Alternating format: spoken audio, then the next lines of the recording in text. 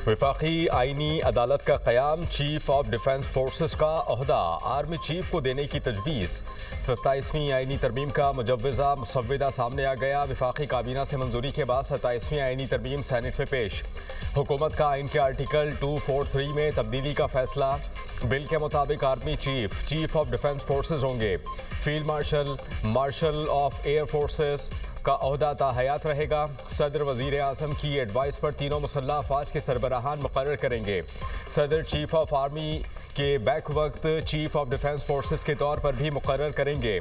सदर chief of naval staff और chief of air staff की तैनाती भी वज़ीर आज़म की सिफारिश पर करेंगे। Chairman joint chiefs of staff committee का ओहदा 27 नवंबर 2025 से ख़त्म कर दिया जाएगा। चीफ ऑफ डिफेंस फोर्सेस की सिफारिश पर वज़ीर आज़म नेशनल स्ट्रेटेजिक कमांड के कमांडर की तैनाती करेंगे। वफाकी हुकूमत को इख्तियार होगा किसी भी अफसर को field marshal, marshal of the air force, admiral of the fleet के ओहदे पर तरक्की दे। मुसव्विदे के मुताबिक field marshal, marshal of the air force और एडमिरल ऑफ द फ्लीट को ताहयात वर्दी और मराद हासिल होंगी।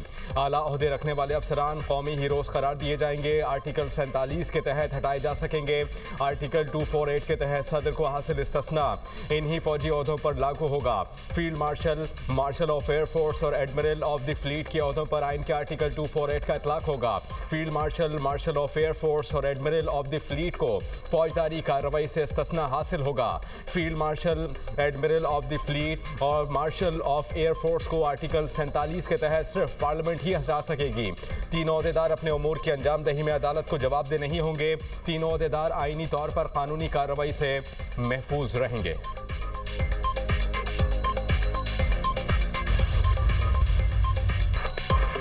Army chief of defence forces होंगे। इस टाइटल को आइनी तहफ़्फ़ुज़ देना है। वज़ीर क़ानून आज़म नज़ीर तारड़ का सैनेट में इज़हार ख्याल, कहा कि आर्मी चीफ को chief of the defence forces की जिम्मेदारियाँ सौंपी हैं। Chairman joint chiefs of staff committee का ओहदा ख़त्म होगा। मौजूदा chairman joint chiefs of staff committee मुद्दत पूरी करेंगे। शख्सियात के लिए नहीं, मुल्क के लिए तरमीम की जाती हैं और 49 हिकों में तरमीम की जा रही हैं। आर्मी चीफ के ओहदे का टाइम फ्रेम होता है। फील्ड मार्शल एजाज़ है, इसका टाइम फ्रेम नहीं। चीफ जस्टिस का सोमोटो का इख्तियार ख़त्म किया है ताकि फिर कोई चीफ जस्टिस आकर अस्पतालों के चक्कर ना लगाए, किसी को फांसी पे ना लटकाए। तमाम जमातों की मुशावरत के बाद वफाकी आइनी अदालत की तजवीज़ लाए। जजेस ट्रांसफ़र के मामले पर वज़ीर आज़म का किरदार ख़त्म कर दिया। जजेस ट्रांसफ़र का इख्तियार जुडिशल कमीशन के पास होगा।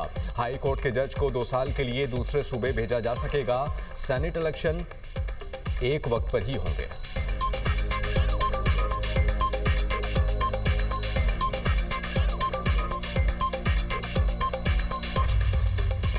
मुजव्वज़ा 27वीं आइनी तरमीम के खिलाफ अपोजिशन इत्तेहाद का मुल्क गिर तहरीक चलाने का ऐलान। कौमी असम्बली और सैनेट में नामजद अपोजिशन लीडर्स महमूद अचकज़ई और राजा नासिर अब्बास ने तहरीक का ऐलान किया। महमूद खान अचकज़ई ने कहा कि आज से हमारी मुल्क गिर तहरीक शुरू की जाएगी, जबकि हमारे पास तहरीक चलाने के सिवा और कोई चारा नहीं। हुक्मरानों को बताएंगे कि हम उनका रास्ता रोक सकते हैं। अल्लामा राजा नासिर अब्बास ने कहा कि कौम 27वीं आइनी तरमीम के खिलाफ उठ खड़ी हो। मुल्क में जमहूरी इदारे मफलूज कर दिए गए हैं। सुन्नी इत्तेहाद काउंसिल की मरकजी मजलिस शूरा का इजलास 13 नवंबर को तलब। मुल्की मजमूई सियासी सूरत हाल और अपोजिशन तहरीक पर गौर होगा।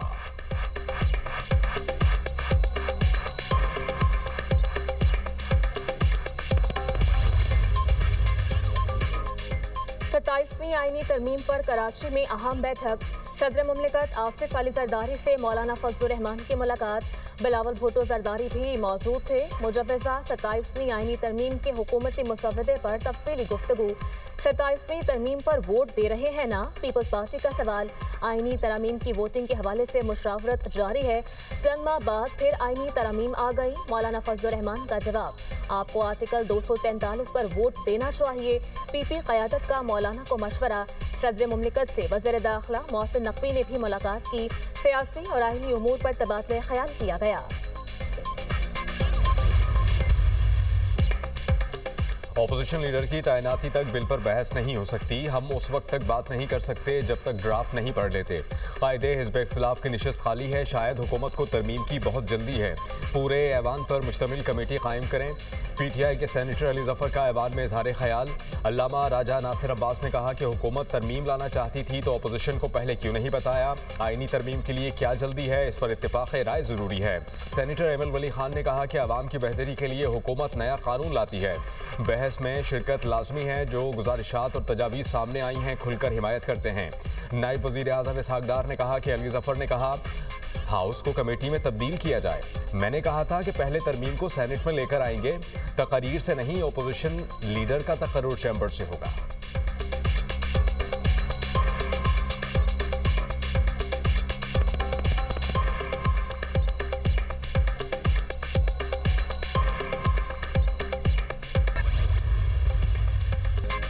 ये तासुर गलत है, पसंद नापसंद पर तैनाती होगी। वज़ीर इत्तलात अताउल्लाह तारर की programme tonight with Samar Abbas में गुफ्तगू।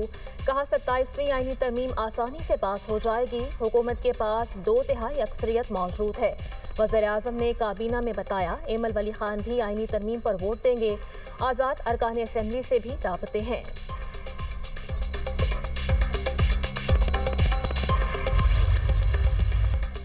आज़रबाईजान के यौम फतह की अज़ीमुश्शान तक़रीब। वज़ीर आज़म शहबाज शरीफ और तुर्क सदर तैयब एर्दोगान की शिरकत। फील्ड मार्शल सैयद आसिम मुनीर भी शरीक थे। पाकिस्तान, तुर्की और आज़रबाईजान के कौमी तराने बजाए गए। आज़रबाईजान के जंगी साजो सामान की नुमाइश और फौजी दस्तों का मार्च। पाकिस्तान आर्मी के खुसूसी दस्ते की शानदार परेड। पाक फौज के दस्ते ने कौमी परचम थामे मुअज़्ज़ज़ मेहमानों को सलामी पेश की। पाकिस्तान, तुर्की और आज़रबाईजान के हेलीकॉप्टर्स का कौमी परचम के साथ फ्लाई पास। JF-17 थंडर तैयारों का भी शानदार फ्लाई पास। परेड ग्राउंड में JF-17 थंडर तैयारों की घन गरज। फ्लाई पास के दौरान तैयारों ने परेड ग्राउंड के ऊपर रंग बिखेर दिए। आज़रबाईजान के सदर इल्हाम अलियव का तकरीब से खिताब। पाकिस्तान और तुर्की से इजहार तशक्कुर। कहा तुर्की और पाकिस्तान ने जिस तरह हमारा साथ दिया वो कभी फरामोश नहीं करेंगे।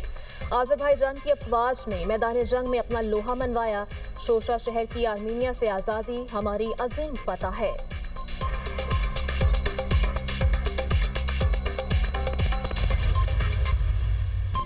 जंगबंदी के बावजूद जनूबी गाजा में इसराइली फ़ज़ाई हमले। खान यूनुस और रफ़ा में मकानात मिस्मार। 10 अक्टूबर से अब तक इसराइली हमलों में 241 फ़लस्तीनी शहीद, 614 जख्मी हो चुके। इमदादी कारकुनान ने मज़ीद 9 शहदा की मैयतें मलबे से निकाल लीं। शहदा की मजमूई तादाद 69,000 से ज़ायद हो गई। 1,70,000 से ज़ायद फ़लस्तीनी जख्मी हो चुके। हमास ने एक और यरगमाली की लाश इसराइल के हवाले कर दी। हमास 28 इसराइली यरगमालियों की लाशों में से 23 इसराइल के हवाले कर चुका।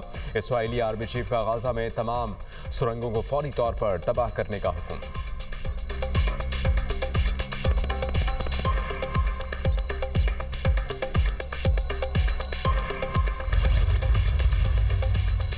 फलस्तीनियों की नस्ल कुशी पर नेतन्याहू के वारंट गिरफ्तारी जारी।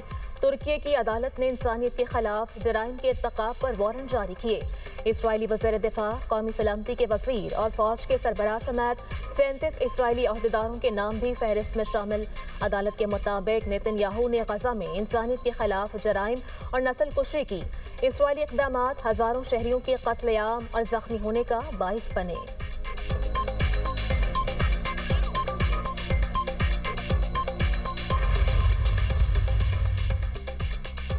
रूस के यूक्रेन पर हमले, 2 अफराद हलाक, 11 जख्मी। जख्मियों में 2 बच्चे भी शामिल। इमदादी कार्रवाइयाँ जारी। यूक्रेनी हुकाम के मुताबिक रूस ने रात भर 450 ड्रोन्स और 45 मिसाइल दागे। रूसी हमलों से तवानाई इंफ्रास्ट्रक्चर शदीद मुतासर। मुतअद्दिद शहरों में बिजली मुनक़ता। यूक्रेनी सदर ज़ेलेंस्की का इत्तेहादियों से रूस पर सख्त पाबंदियाँ लगाने का मुतालबा। कहा रूस के तवानाई शोबे में पाबंदियाँ जंग की माली मुआवनत रोक सकती हैं। बैनुल-अक़वामी कम्युनिटी रूस की तवानाई की आमदनी पर दबाव डाले।